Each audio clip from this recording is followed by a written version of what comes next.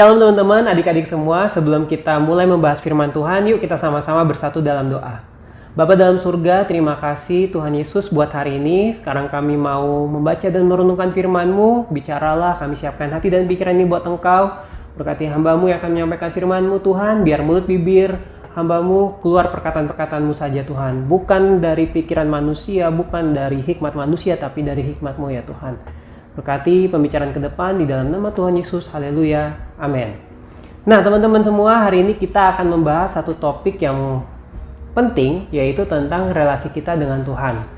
Nah, hari ini kita akan bahas hal tersebut dari Lukas 11 ayat yang ke-9. Yuk teman-teman kita baca sama-sama Lukas 11 ayat yang ke-9. Lukas 11 ayat yang ke-9, oleh karena itu aku berkata kepadamu, mintalah maka akan diberikan kepadamu, carilah maka kamu akan mendapat, ketoklah maka pintu akan dibukakan bagimu. Waktu Kak Joshua baca firman Tuhan ini, awalnya Kak Joshua bingung apa hubungannya tentang pengabulan doa dan relasi kita dengan Tuhan. Ternyata setelah Kak Joshua baca lebih lanjut bagian firman Tuhan ini di Lukas 11, sebelumnya firman Tuhan menceritakan bahwa para murid menanyakan sesuatu kepada Tuhan Yesus, yaitu mereka bertanya, Tuhan, ajarlah kami cara untuk berdoa. Ketika Tuhan Yesus diberi pertanyaan tersebut, Tuhan Yesus tidak hanya menjawab para murid tentang cara untuk berdoa, tapi lebih lagi Tuhan Yesus mengajarkan para murid relasi kita dengan Tuhan. Di Lukas 11 ayat yang kedua, jawab Yesus kepada mereka, apabila kamu berdoa, katakanlah, Bapa, dikuduskanlah namamu, datanglah kerajaanmu. Tuhan Yesus dengan jelas mengajarkan para murid bahwa relasi kita dengan Tuhan itu adalah relasi antara Bapa dan anak. Tapi seringkali konsep Bapa di kepala kita beda dengan konsep Bapa yang dijelaskan dalam firman Tuhan. Konsep Bapa yang ada di kepala kita seringkali kita hubungkan dengan ayah kita yang ada di dunia, atau papa kita yang ada di dunia, atau papi atau dedi atau siapapun kita sebutnya.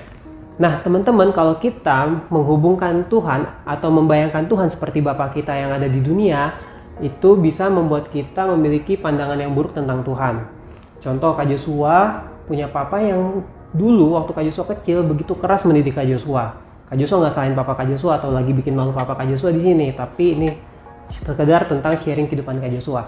Nah dulu Kak Joshua berpikir bahwa Tuhan juga seperti papa Kak Joshua yang begitu keras mendidik, pokoknya harus sesuai dengan perintah firman Tuhan, hidup harus lurus-lurus saja segala macam. Tapi setelah Kak Joshua bertobat dan Kak Joshua belajar lebih lanjut, ternyata Bapa di surga tidak sama seperti dengan Bapa kita di dunia. Bapa kita di dunia mungkin pernah menyakiti kita, melukai kita, mungkin orangnya cuek, orangnya galak, atau mungkin beberapa di antara kita, maaf, papanya mungkin udah nggak ada, atau papanya sudah tidak bersama-sama dengan mamanya. Tapi dengar teman-teman, ada berita baik bahwa sekalipun Bapa kita di dunia tidak sempurna, kita masih punya Bapa di surga yang begitu sempurna dan sangat mengasihi kita. Kalau hari ini teman-teman mungkin merasa sedih, merasa kesepian, merasa sendirian, apalagi sejak pandemi kita terpisah dari komunitas, Kak Joshua mau bilang bahwa kamu nggak pernah sendirian. Kita nggak pernah sendirian karena kita punya Bapa di surga yang 100% menjagai kita. 7x24 jam nggak berhenti-berhenti, bahkan nggak tertidur untuk menjaga kita. Dan ini teman-teman berita baiknya, ketika kita percaya kepada Tuhan Yesus, kita diadopsi oleh Tuhan sebagai anak-anaknya seperti Bapa dan Tuhan Yesus memiliki hubungan yang sama. Teman-teman, adik-adik semua, jangan percaya ketika orang-orang bilang bahwa Tuhan itu jauh tidak bisa dijangkau, kita nggak akan bisa mencapai standar yang Tuhan mau. Enggak teman-teman, Tuhan yang seperti itu bukan Tuhan yang diajarkan firman Tuhan. Tuhan yang ada di firman Tuhan, Dia adalah Bapa yang begitu dekat dengan kita, bahkan saat kita masih berdosa.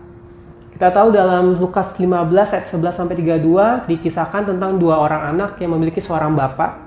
Yang pertama si sulung dan si bungsu. Si sulung yang begitu mengasihi bapaknya, tinggal di rumah bapaknya, sedangkan si bungsu yang seringkali menyakiti hati bapaknya, apalagi setelah dia meminta harta warisan bapaknya sebelum bapaknya meninggal. Dan itu adalah merupakan hal yang sangat buruk teman-teman. Itu sama seperti kita nyumpahin bapak kita supaya cepetan mati. Tapi teman-teman, menariknya, si bapak tersebut nggak marah waktu si bungsu minta harta warisannya. Tapi bapak mungkin dengan berat hati dia memberikan harta warisan si bungsu yang pada saat itu sebenarnya belum menjadi haknya si bungsu. Teman-teman sadarkah bahwa seringkali kita mendoakan sesuatu yang mungkin gak sesuai dengan yang Tuhan mau dalam kehidupan kita, gak sesuai dengan kehendak Tuhan.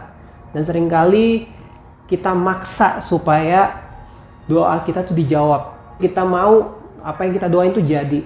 Dan seringkali Tuhan dengan berat hati memberikan apa yang kita mau, supaya kita sadar bahwa apa yang kita mau dan setelah kita terima itu nggak lebih berharga daripada Tuhan sendiri. Jadi teman-teman, adik-adik semua, Bapa di surga sama seperti Bapa yang di dalam firman Tuhan di Lukas 15:11-32 tersebut. Sekalipun si bungsu begitu kurang ajar, si bungsu seringkali mengecewakan hatinya, tapi Bapa tetap mengasihi dia. Dan kita tahu cerita selanjutnya, si bungsu menghambur-hamburkan seluruh harta warisannya di kota, sampai akhirnya hidupnya melarat, miskin, dan menyedihkan, sampai harus hampir makan makanan ampas babi. Bukan makanan babinya loh, tapi ampasnya, sisa-sisanya. Dan di situ dia sadar dia mau kembali ke rumah Bapa. Dan apa yang terjadi ketika dia kembali ke rumahnya? Bapaknya sudah siap-siap menjemput dia. Bahkan firman Tuhan bilang bapaknya yang lari kejar dia, memeluk dia, dan kembalikan derajatnya sebagai anak. Hal yang sama juga terjadi dalam kehidupan kita pribadi dengan Tuhan. Sekalipun mungkin seringkali kita mengecewakan Tuhan, seringkali kita bikin Tuhan sedih, bikin hati Tuhan terluka, tapi Tuhan selalu tungguin kita untuk balik lagi sama Tuhan. Sekalipun dengan keadaan yang mungkin sudah tidak sempurna, dengan hati yang sudah tidak utuh lagi, tapi Tuhan tetap mau menyambut kita. Tapi teman-teman, relasi yang baik hanya bisa bertumbuh ketika ada komunikasi yang baik. Gak ada hubungan yang baik tanpa komunikasi yang baik. Ketika komunikasi rusak, hubungan juga pasti rusak. Nah, sama seperti hubungan kita dengan Bapa di surga. Kita gak akan bisa punya hubungan yang baik tanpa komunikasi yang baik. Tahukah teman-teman bahwa komunikasi mengambil peranan penting dalam kehidupan manusia? Hampir seluruh aspek kehidupan manusia harus ada komunikasinya. Bayangkan kalau dalam kehidupan sehari-hari saja kita butuh komunikasi dengan orang-orang di sekitar kita, apalagi hubungan kita pribadi dengan Tuhan. Oleh sebab itu teman-teman, selain tadi relasi kita dengan Tuhan adalah antara Bapa dan anak, yang kedua komunikasi kita juga harus jalan, supaya kita nggak lupa kalau kita ini anaknya siapa. Seringkali kita lupa kita anak-anaknya Tuhan karena kita lama tidak berkomunikasi dengan Tuhan. Kita seringkali lupa untuk ngobrol sama Tuhan yang adalah Bapa kita sendiri. Kita seringkali asik dengan dunia kita sendiri. Kita seringkali asik dengan kehidupan kita sampai kita lupa bahwa kita punya Bapa di surga yang sebenarnya dia rindu untuk setiap hari bangun hubungan sama kita. Tuhan selalu siap untuk dijumpai lewat doa dan lewat saat teduh kita setiap hari. Tapi pertanyaannya, apakah kita mau membangun hubungan sama Tuhan? Teman-teman, cara untuk menghubungi Tuhan itu simple. Nggak perlu beli pulsa, nggak perlu beli paket data, nggak perlu yang ribet mempersembahkan mesbah segala macam. Itu dulu zaman perjanjian lama. Sekarang setelah perjanjian baru, ketika Roh Kudus ada dalam hidup kita diubahkan, kita dipulihkan, hubungan kita sama Bapa dipulihkan seperti Bapa dan anak. Kita tinggal berdoa, kita tinggal baca Alkitab, dan kita berjumpa dengan Tuhan secara pribadi. Kita berkomunikasi dengan Dia, kita bangun hubungan sama Dia. Teman-teman, saat ini dimanapun kamu berada, sudahkah kamu membangun hubungan pribadi sama Tuhan? Jangan cuma puas dengan baca ayat Alkitab, tapi lakukan sebagai bukti cinta kita kepada Tuhan. Jangan hanya baca renungan, jangan hanya lihat quotes-quotes rohani di Instagram, atau lihat video-video khotbah, potongan-potongan khotbah di Instagram, di YouTube, di manapun media digital yang kalian pakai. Tapi bangun hubungan pribadi kita sama Tuhan setiap hari. Entahkah itu pagi atau malam, terserah kalian, senyamannya aja. Tapi ingat, setiap hari pastikan kita menyediakan waktu untuk membangun hubungan pribadi dengan Tuhan. So teman-teman, itu aja yang mau Kak Joshua bagikan. Mungkin Kak Joshua terlalu banyak ngomong, tapi intinya cuma 2 poin hari ini yang mau Kak Joshua bagikan, yaitu yang pertama relasi, yang kedua komunikasi. Yang pertama, kita harus ingat bahwa relasi kita dengan Tuhan adalah Bapa dan anak. Jadi jangan pernah takut untuk menghubungi Tuhan, jangan pernah takut untuk berdoa, ngobrol sama Tuhan, karena Dia Bapa yang baik, Bapa yang penuh kasih dan anugerah. Bahkan dalam keadaan kita yang paling berdosa, dalam keadaan kita yang paling terendah, Tuhan tetap Bapa yang sama. Dia tetap Bapa yang penuh kasih, Dia tetap Bapa yang penuh anugerah. Dan setiap kali kita berdoa mohon pengampunannya, Ingat, dia yang lebih dulu kejar kita dan peluk kita sebelum kita yang kejar dia dan peluk dia. Tuhan adalah Bapa yang penuh kasih, penuh anugerah, dan selalu siap untuk menyambut kamu ketika kamu mau berjumpa dengan dia, mau ngobrol sama dia, mau membangun hubungan sama Tuhan. Yang kedua, komunikasi. Relasi yang baik tidak akan bertumbuh tanpa komunikasi yang baik. So, kalau kita sadar kita adalah anak-anak Tuhan, pastikan kita berkomunikasi sama Tuhan setiap hari. Berdoa setiap hari, saat teduh setiap hari, baca firman setiap hari. Dan yang paling penting, bukti cinta kita adalah dengan melakukan firman Tuhan.